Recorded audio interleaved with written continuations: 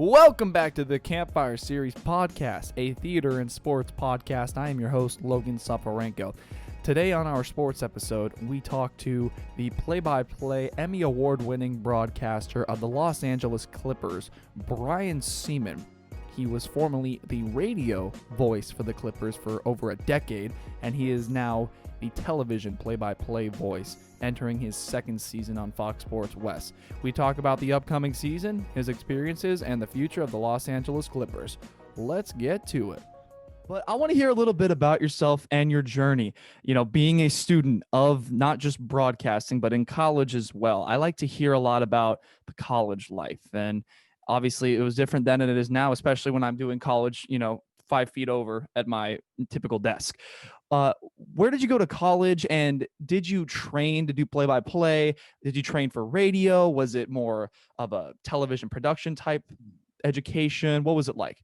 Went to the University of Kansas, which had a terrific journalism program. I would say, they're in the top 3, top 4. Syracuse would obviously kind of be the Harvard of all that. But Kansas had a lot of hands-on opportunities for me. I had some experience in high school, calling for my high school radio station on radio, and I was able to take that to the University of Kansas. Back then, it was really radio. There was some television. We had a TV set. I was focusing in on radio because I was told by my professor, who wrote a great book for play-by-play. His name is Tom Hedrick. He said, look, all the great TV people start out in radio. So if you can master the craft in radio, you'll be able to figure it out on television. That said, the craft in radio is unlike anything else. It is a theater of the mind. You are the one painting the picture.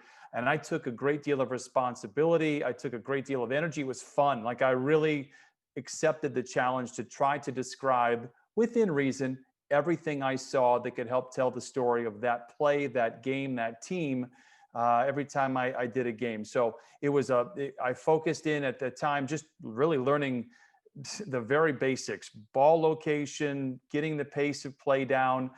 Basketball, I think, is an easier sport to call after you've done maybe 5 or 10 of them, because the pace of basketball, that first game, you're just like, I can't do this. Football, I think the call of football, which I did at the student station, is, I don't want to say easier call, but the devil for that sport is the knowledge that you have to have. 22 players at once, plus their backups, and all the stuff that goes on in between it. So every sport has their own, kind of cross to bear. Baseball, I think the ball is only in play, 3 minutes total of a 9-inning game.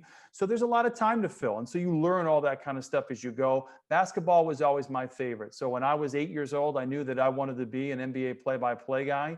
And I got very lucky to have great opportunities. So, at Kansas, I really focused in on calling games at Allen Fieldhouse. There were a lot of people that were trying to do the same thing. So when I didn't have that opportunity, I went to the local high school and I sat in the stands and I called games into a tape recorder.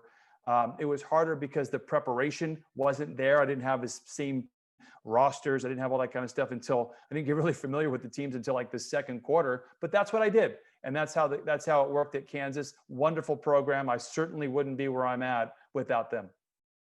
You hit it right on the head. You got to find ways just to get your hands dirty. High school, just random high school, that's really admirable. So congratulations on that.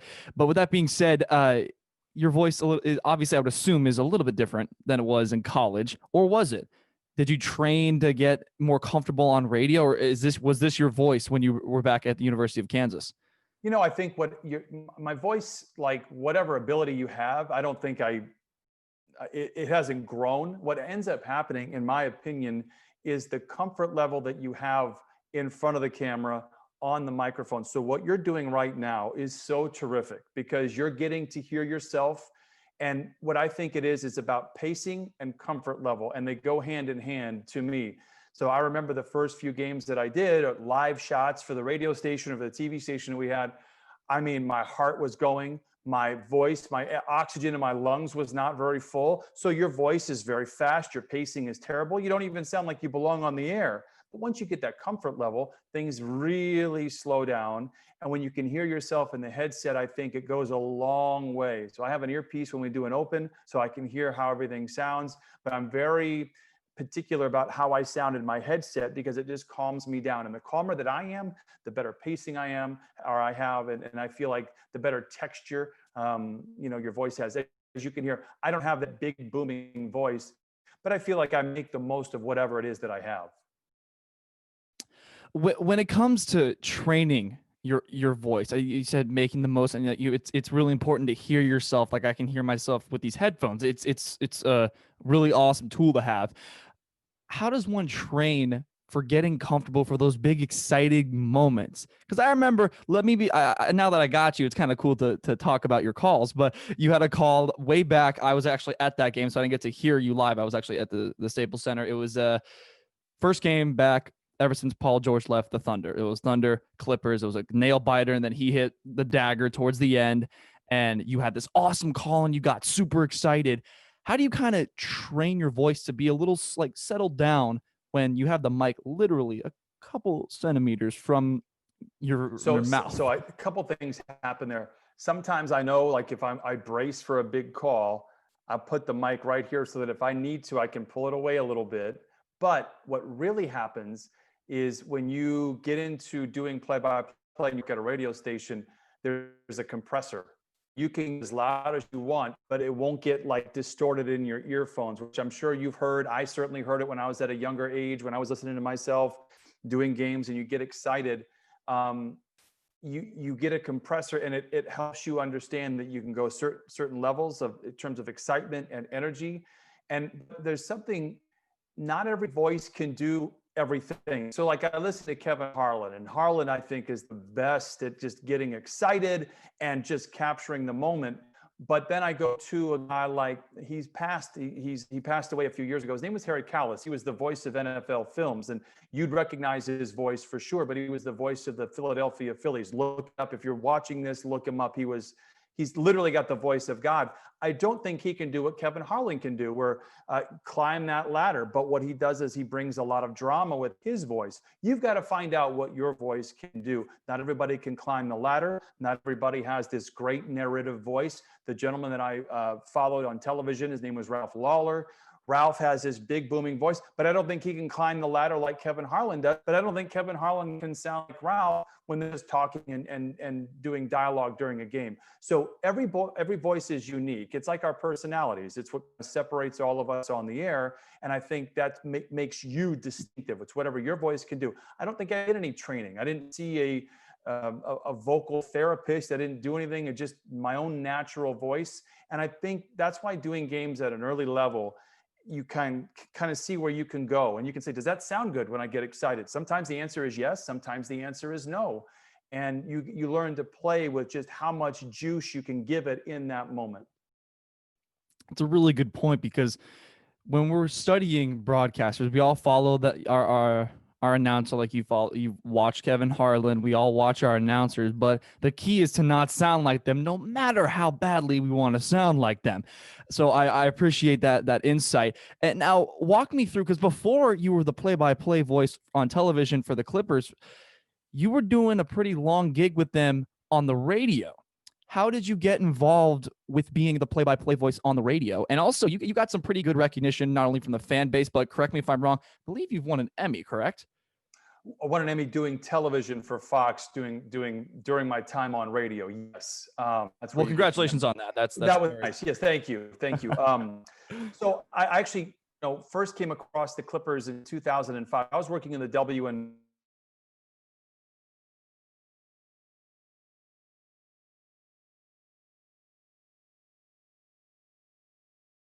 Where I'm at, here's where I want to go. How do I get there? And a couple of them said, hey, listen, man, it sounds weird, but the WNBA is your place to be. You'd be hired by an NBA broadcasting director, hired by an NBA team, working in an NBA market. Look into it. At that time, this would have been in 2002, they were all owned by NBA teams. So to get to where I'm at now, I was there. I saw an opening in Los Angeles. I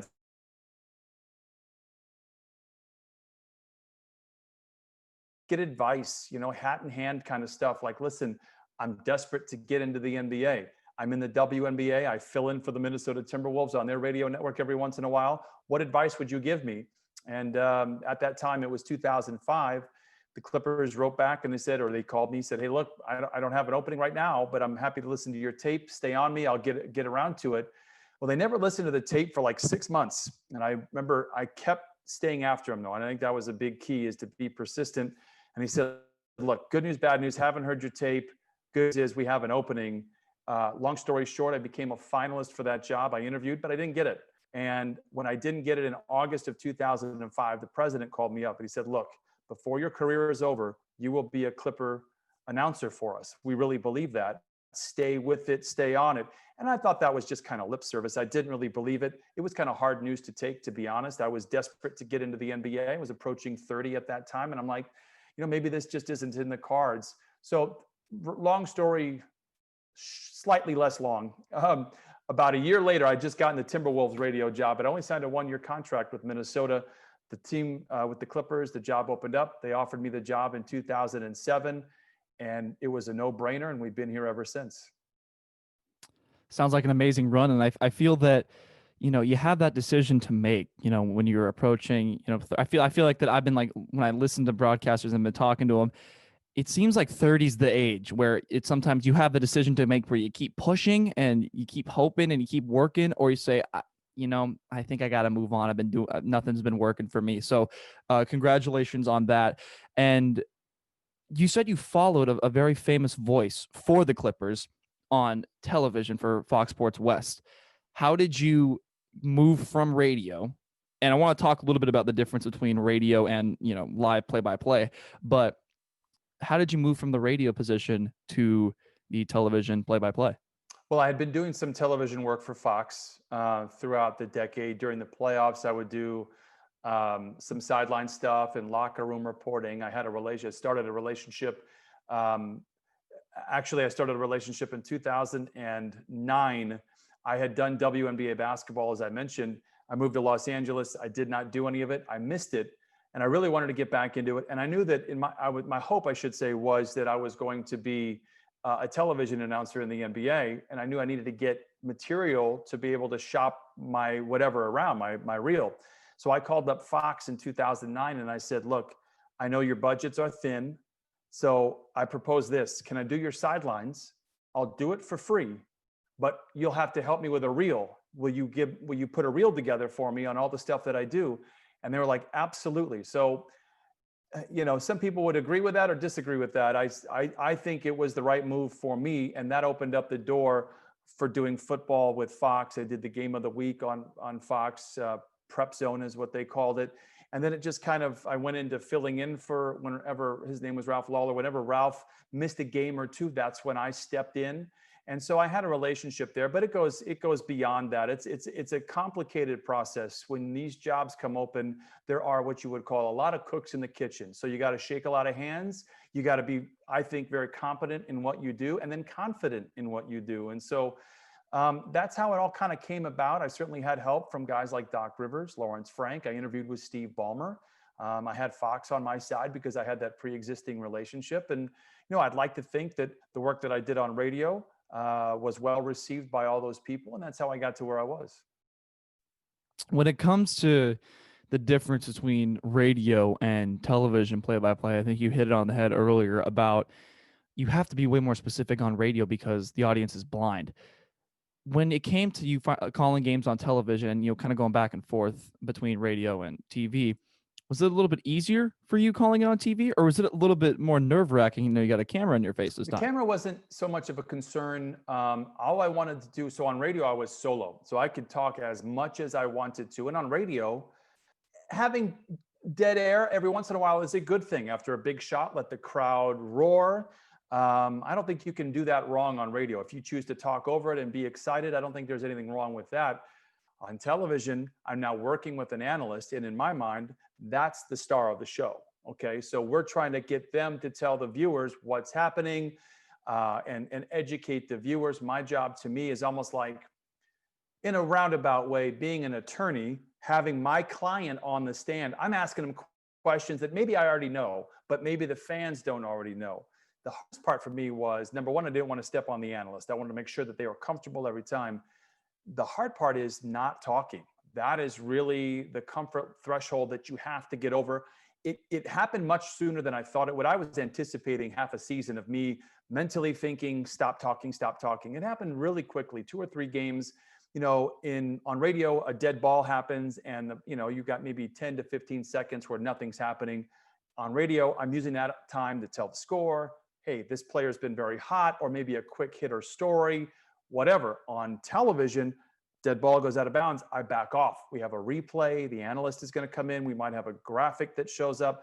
So, I probably talk 80% less on television than I do on radio, at least as far as describing the play. You can see it. You can already see what's happening. I don't need to tell you he's on the right side of the floor with a hip high dribble and an over the head pass. That's too much. So you just kind of caption the plays here and there. And it was a really fun process, to be honest. I felt like a student again. I felt like I was learning all over again. And I watched games, not only my games, but I watched games all across the league, but with a different eye. How does this announcer set up his analyst? How does he bring into a graphic? How does he send it to break? And I just really embraced that. I still do. I'm learning. I'm a neophyte in all of this. It's just 1 year under my belt. Got a long way to go, but I really, really enjoy the process. I think it's really awesome to have that analyst, because a lot of us, I feel like that with the play-by-play, call what's going on, and then when the analyst comes in right next to you, they're typically, correct me if I'm wrong, they're usually ex-players, or they've been studying the game really, really hard, so they tell us what's happening. I think it's just a great duo, because the best duos that we hear on air are the ones where it sounds like they're having a conversation, but like you said, we need to know when to not talk. And I think that's just something that we don't really think about, quite frankly, because we're always eager to hear what we sound like on the headset, like I'm doing right now. I should probably ask the next question, but no, but it is. That's the hardest process, I think. I was on radio and did radio from 1998 professionally all the way to 2019. So I only knew to talk during a dead ball, to talk during free throws. And, when you have now a structure on TV, less is more. And I didn't believe it at first, and then it played out, and absolutely that is the case. Now, correct me if I'm wrong, and I'm pretty sure I am here. This is your first full season on television, correct? Or has it been 2 seasons? It's been one. No, this. I don't even know if you call it a full season. I think we only did 70 games due to the coronavirus. But yes, it took over a calendar year to finish the season. But yes, 1 season. Did you head down to the bubble and call some of the games there? No, we called them remotely from Staples Center, which was a challenge, calling a game remotely. But no, we did not go to the bubble. So walk me through that process then, because there's a lot of people that did, and it's a really different doing a game when it's in person rather than going off the monitor, where sometimes there's things that happen off frame. Oh, look, like I don't think there was that many fights in the bubble, but oh, look, there's a fight now, because we get that delayed reaction because the camera's finally there. So what's it like calling on a screen? Super challenging. Probably the hardest thing we'll have to do. First and foremost, we just appreciated having games to call. We got it. We understood it. So there's no complaining here, but it was a challenge. I'm basically watching on a monitor the size, maybe smaller than my current computer screen. And you mentioned things being out of frame. Officials were out of frame. So oftentimes I couldn't see if they would count the basket. I didn't see if there was a foul. The scoreboard was manually on our side, not done by the NBA. So every once in a while, the score would take a second to update. I use some software that the NBA provides, some announcers, and it wasn't always up to speed, like it was reliant upon the Wi-Fi, and how good that was to see the score change, how many fouls, oftentimes didn't know how many timeouts.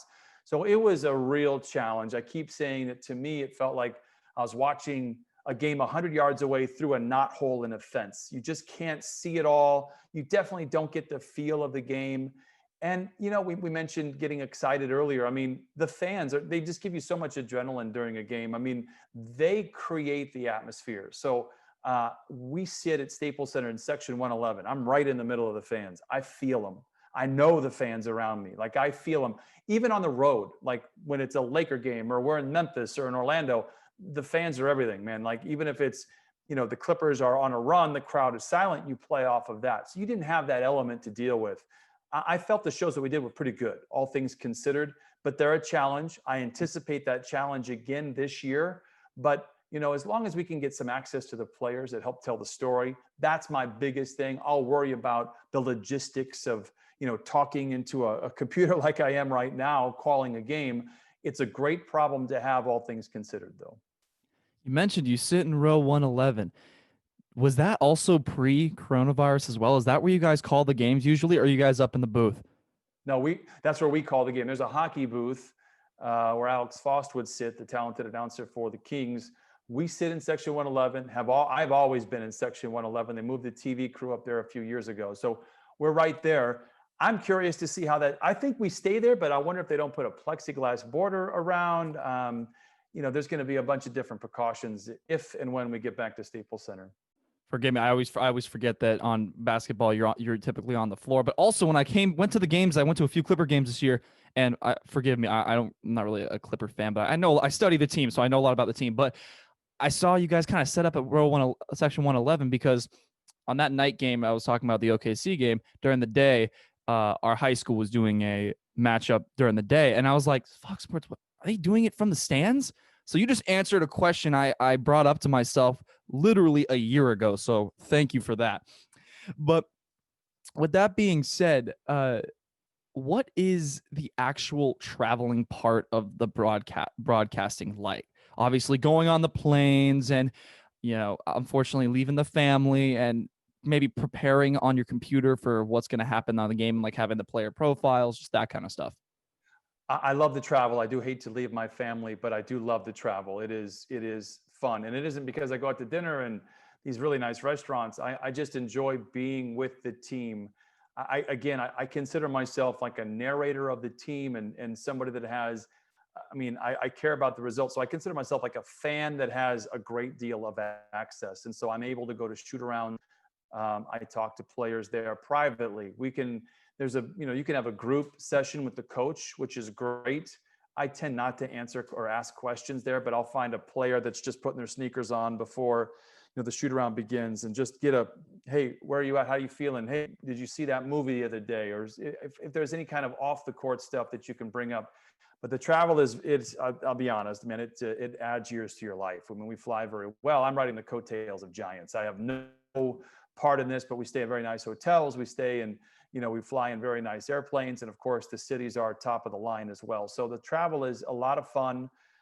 It does wear on you a little bit, but that's just part of the job. And, I miss being at home with my family, but the technology has been so incredible. As I mentioned, Ralph Lawler, he was starting in the 70s when, you'd have to go to a payphone to make a phone call. Now we have our phones. Now we have FaceTime, and we have, Zoom, where we can have our whole family involved in it. We can watch shows together. We can eat dinner together, which we've done. So it makes it less daunting to be away. Certainly after a 10-day trip, I'm very anxious to get home, just to be home. But like I said, the travel, no one will ever complain. It is as good as it gets, for sure. Now, walk me through this past season. I feel like it's obviously with the pauses and the bubble, and people can argue that it's one of the best seasons I think the NBA's had in quite some time. I think it's had a storybook ending, obviously with the Lakers winning. And once again, I'll say this as well. I'm not really a Laker fan. You're probably shocked because I'm in Los Angeles. But walk me through your favorite game. What was the favorite game to call? And I would assume maybe it's a home game, but maybe not. But what was one of your favorite games to call this season? It's a great question. I would say there was my favorite week, and you mentioned the Oklahoma City game. So that week, I want to say we had like 3 buzzer beaters that week. We played Oklahoma City. I want to say maybe we played Houston and Boston, and all had big shots down the stretch. And I look back at that as kind of like a really fun week. And for me, selfishly, I thought that was, I feel like I'm at best when a big play happens. Like as a broadcaster, that's when I feel, others might disagree, some might agree, that I'm at my best in those big moments. And I thought for the first month of my time on TV, taking over for somebody that had been there for 40 years and to be able to showcase what I would consider personally my strength, I thought was really helpful. And I felt like it would go a long way with letting people know this is kind of how I do a game. And so those buzzer beaters with Paul George, there was one against Boston that went into overtime. And then there was one with Lou Williams against Houston. So that was my favorite week. It's just as fun. Those games are so much fun. The buzzer beaters are what we all live for. And those tight games down the stretch, bringing in your analyst and having them just knock it out of the park with a prediction or what they want to see or what to watch out for. So we really, I thought, handled those shows very well. And it's a credit to those guys, Chauncey Billups and Corey Maggette, who were by my side for those 2 games. I'm shocked. That's what I've been hearing a lot from Clipper Nation, and Eric Smith and the other Clipper staff, that was the week, and that was a pretty awesome week. And Yeah, I was at both those games. I wasn't at the Houston game, but I am a Boston fan, and that was I feel like I brought the Boston curse, because every time I happen to go to a in-person Boston sporting event, I believe we've won once since I've been alive. But that's You're welcome to come to Staples Center anytime the Celtics are there, if that's the case. Oh man, you had to do that to me. Better not go to an NBA Finals game. No. But with that being said, this is a really big. Obviously, you have to have some fandom in the Clippers, because you've been doing them for such a long time.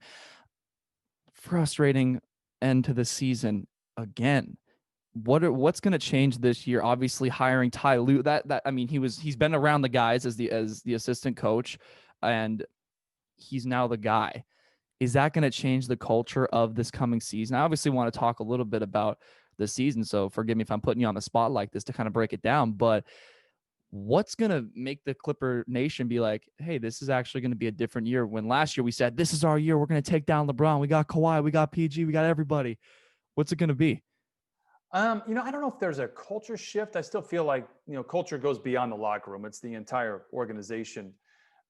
Nothing matters until the playoffs. We can start with that. So if the Clippers, however many games they play, but I'll just use the 50 win barometer just because we're used to that number. But if they win 55 or 60 games, it won't matter. It won't matter to me. I don't think it'll matter for the players that were there last year. It's all about what happens in the playoffs. The Clippers were, I think, I'll say this. I mean, I think that had there been no stoppage, I think the Clippers would have been just fine. I think they would have won the title. But I'll say this. Every team went to the bubble. Every team had baggage. Every team had something to deal with. The Clippers didn't deal with it very well. The Lakers did. Miami did. Boston did. Those teams got to the conference finals. The Lakers had the same amount of baggage, the same amount of issues, you want to say, whatever they were, as the Clippers. The Clippers just didn't mentally handle the bubble very well. And that's why they were nixed in the second round. I think in a normal environment, that doesn't happen. So I'm hoping that we have a normal environment going forward this year. I don't know what to make of what's going on, because we have yet to see what's going to happen in free agency. Clippers have some players that they need to sign. But what I do know is this. I know that, first of all, I think Ty Lue, whatever the ceiling is for the Clippers, Ty Lue is the guy to help you get there.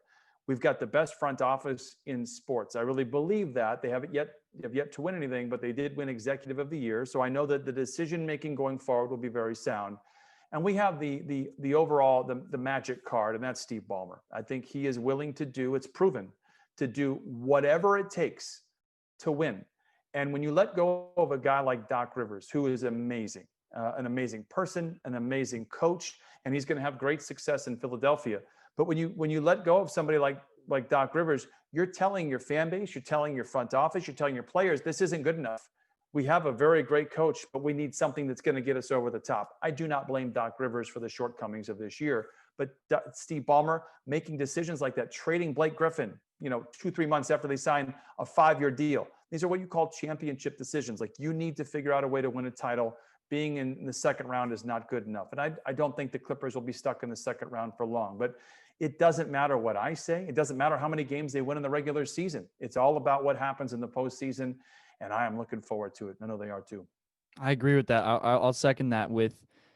Had there not been a stoppage, I really think that the Clippers, I would say maybe they would have not gotten the second seed. I feel like they would have lost a few and gotten down to the third seed, but went to the finals. I had Boston and the Clippers in my prediction, but pre-quarantine, and then we got to the bubble. As soon as the Heat won game 1 against the Bucks, I'm like, well, there goes everything. But I appreciate the insight on the Clippers season. And also I have a little bit of a Clipper liking, because this is a very, very weird fact. My mother used to be a Clipper girl back in like the 80s. And it was very, very, very weird. So she has this weird connection, like loving for the Clippers. I'm like, all right. She was at the sports arena most nights. There were probably more Clipper girls there than there were fans in the seats back in those days. That is 100% true. But before we wrap up, obviously, as someone who is looking to get their hands dirty, obviously now is not the best time for that kind of stuff, but obviously creating a platform and a medium is good. But when it comes to making a resume, making a tape, a broadcaster told me that maybe a resume isn't the first thing that hiring people look at now. It's most of the time the tape. So what is some advice you can give on the tape and a resume? Well, so I think the broadcasting world changes a lot. And maybe every 15, 20 years, the cycle changes on how to get to where you want to be. But I will say this, it always, I remember when I was in your position, I was writing a paper at the University of Kansas, and I had talked with a local anchor, and he goes, look, man, your resume, your school could be whatever it is, but it all comes down, and he held up at that time a VHS tape, which now it's digital, right? He's like, it all comes down to what this is all about. Can you get it done? Are you good on camera? Do you bring it to life? If you can, it doesn't matter what your grade point average was. It doesn't matter, what teacher is giving you a recommendation. So to me, it comes down to being, on your reel. And, the way I had my reel back in those days was I like to have highlights, maybe 4 or 5 of them, boom, right out of the gate. So you can see, and we all sound good with highlights. Everyone's going to sound good with highlights. It's hard to mess those up. And I know that because I've done it before. But everyone will sound great on highlights, but I like people to see this is the peak. This is like when everything is on the line, this is how it's going to sound. And then I go into the play-by-play on radio. That's what I used to do. So I don't know if I answered your question or not, but that's what I would do for a reel. I think it's all about the reel. It isn't so much about where you went to school, who you know, what do you sound like? And can that station hire you and have a competent announcer? That's what it comes down to.